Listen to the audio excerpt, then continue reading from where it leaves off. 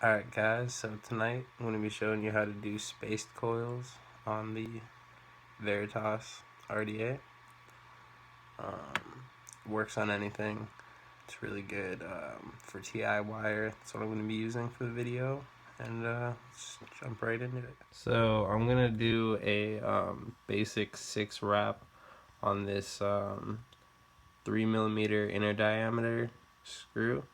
I'm not sure the thread spacing, but the inside's 3mm.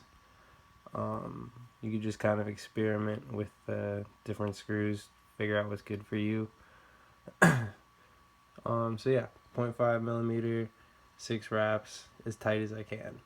Alright, so I twisted it up as tight as I could. The tighter you get it, the better it's going to make everything overall. So I got my leads going where they need to be.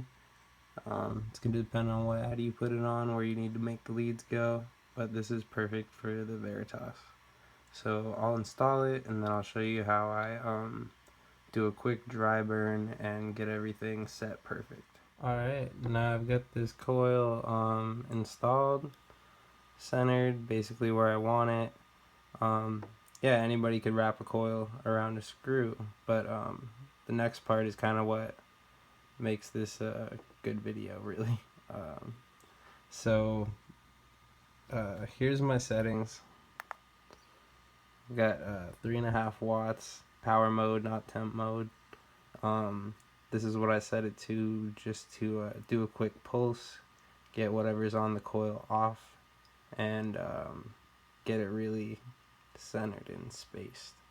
So I'll show you what I mean. Alright, so I'm going to give it a quick pulse. You'll see some smoke coming off. Don't know what that is. Could be finger oils, I don't know. Once I could see it's kind of heating up evenly, I go ahead and jam the screw back in there while it's still hot and pull my coil to where I want it to be, because keeping it hot, the wire is going to be more malleable, so it'll stretch to as far as it can go, really, and keep everything nice and tight. Oh, there we go, that zoom view though. So yeah, you can see it's broken in but not oxidized, and it's right where it needs to be.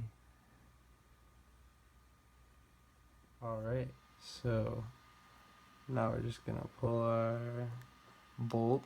I've been saying screw the whole time. It's 4 in the morning. My apologies.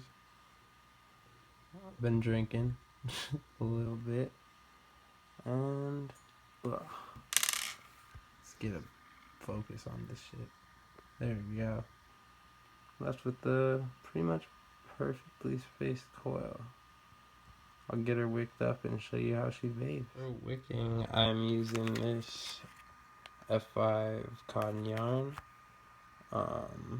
mostly because I ran out of Muji, but this stuff is pretty great too. You can just kind of tear off however much you need.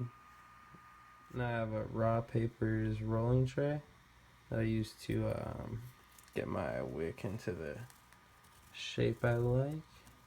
Just give it a couple little passes, open her up. A fucking perfect wick. It's perfect. This thing is major keys. So here it is, all wicked up. I push the cotton into those little juice wells. Wicks really well like that. I'm gonna be loading it up with wicked Kanaka by the homie. Got it in a smaller bottle for dripping, but real good juice. It's guava mango cream, though it doesn't really matter. Just figured I'd put it out there. It's some good juice. Pretty cheap too. They had a sale, 25 bucks, 120 ml. Crazy deals. So I'm gonna pour a fucking ton of juice in this thing.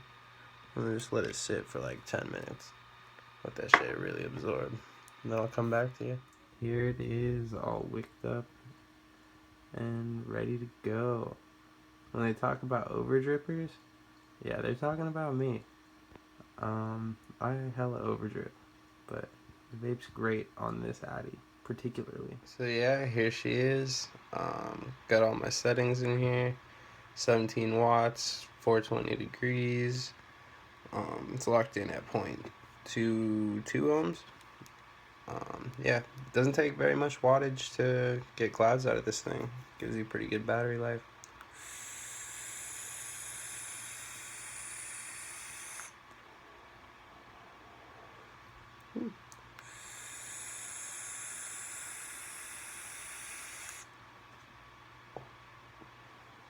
That was a terrible low, but yeah, this is my daily build. Fucking go-to, trustworthy. Hope you enjoyed. Hope you learned something, and yeah, have a good day.